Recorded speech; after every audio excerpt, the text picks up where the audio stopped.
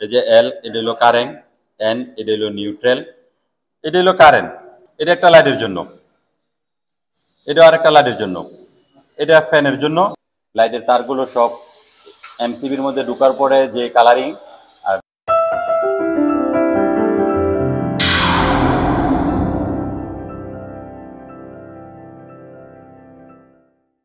আসসালামু আলাইকুম, আশা করি সবাই ভালো আছেন। আলহামদুলিল্লাহ আমিও ভালো আছি। সবসময় ইলেকট্রিক কাজের আপডেটগুলো দিয়ে থাকি। আজকে আমরা রুমের ভিতরে কিভাবে সুইচ প্লাগগুলো সেট করে থাকি এবং কি এই পাশে এই যে ডিবিটা সেট করলাম, এই ডিবি কিভাবে সেট করি এর বিষয়ে আপনাদেরকে দেখাবো। তো ফার্স্ট অফ অল আমি দেখাই সকেটটার। আমি সবসময় বলে থাকি, এই যে দেখেন সকেটটা কিভাবে সেট করবেন। এইখানে এন লেখা আছে, এটা হলো নিউট্রাল, এটা হলো আর্থিং এর লোগোটা থাকে এই মাঝখানে। এই জায়গায় এই যে এল লেখা আছে, এই জায়গায় কারেন্টটা ঢুকবে। সকেটের বিষয়ে আমি বললাম, এটা হলো একটা 4 গ্যান সুইচ, স্মার্ট সুইচ, যেটাকে বলা হয় স্মার্ট সুইচ। এটার মধ্যে টাচ করব, এই লাইটটা জ্বলবো। এল এই জায়গায় শুধু কারেন্টটা ঢুকবে। আর আপনার যেহেতু এটা 4 গ্যাং, 4টা লাইট আছে কিংবা 3টা লাইট আছে, একটা ফ্যান আছে। 1 নম্বরে আপনি একটা লাইট ঢুকাইতে পারেন, 2 নম্বরে একটা লাইট ঢুকাইতে পারেন, 3 নম্বরে একটা ফ্যান ঢুকাইতে পারেন, 4 নম্বরে আরেকটি লাইট ঢুকাইতে পারেন।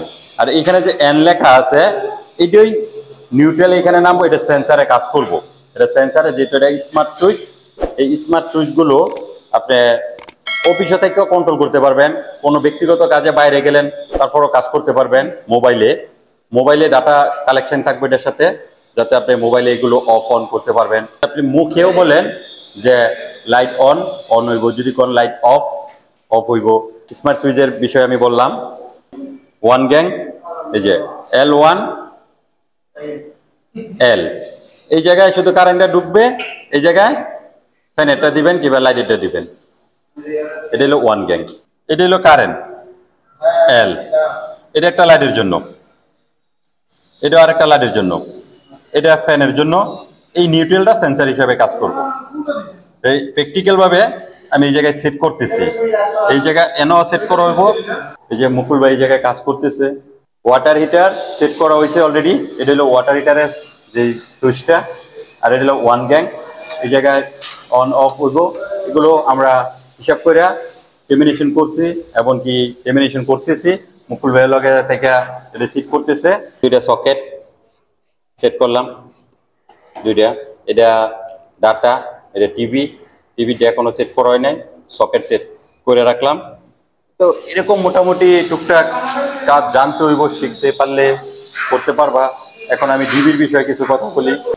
এটা হলো লাইটের যে নিউট্রাল বার, লাইটের তারগুলো সব এমসিবির মধ্যে ঢোকার পরে যে কালারিং। আর নিউট্রালগুলো এরকম বারের মধ্যে ঢুকবো। সকেটের জন্য সেম, এই নিউট্রালগুলো এই বারের ভিতরে ঢুকবো। সকেটের যে কালারিংগুলো এই জায়গায় ঢুকবো।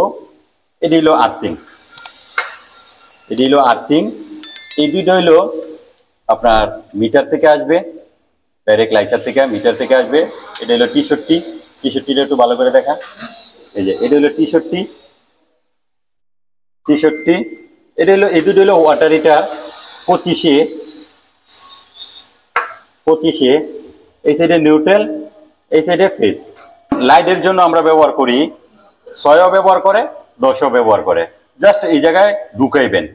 একটা ডিবি কিভাবে টেমিনেশন করতে হয়, কালারিং গুলো শুধু এই এমসিবির ভিতরে ঢুকবে। এরকম এমসিবির ভিতরে ঢুকবে। এই যে লেখা আছে L1 L2 L3 L4 bell, 5টা সিকু আছে লাইটের জন্য। এই 5টা সিকু আমি এই জায়গায় প্রবেশ করাইলাম। এই জায়গায় আছে হইল গিয়া স্পেস। এই জায়গায় প্লাগ আছে 1 2 3 4 5 6 7। এই দুইটা আবার এসির জন্য, এই দুইটা ওয়াটার হিটার জন্য। আপনার ডিবিটা ঠিক এরকমেরই আসবে। এটি একবারে সিম্পলি কাজ। আপনি যদি বোঝেন তাহলে আপনি করতে পারবেন, কোনো সমস্যা নাই। 5 সিকো তারের জন্য 5টা কালার, এই 5টা কালার এমসিবির ভিতরে ঢুকাই দিলাম। নিউট্রাল গুলো এই জায়গায় দিলাম, আর্থিং গুলো এই জায়গায় দিলাম। এটি বারের মধ্যে এরকম থাকে, পুরা ডিবিটাই সেট করা থাকে। এই জায়গায় জাস্ট ক্লিক থাকবো, পুরাটা লাইন থাকবো। এই জায়গায় আপনি এই স্ক্রুগুলো খুললা জাস্ট খালি প্রবেশ করাইবেন। এগুলো অন অফ এইভাবে করতে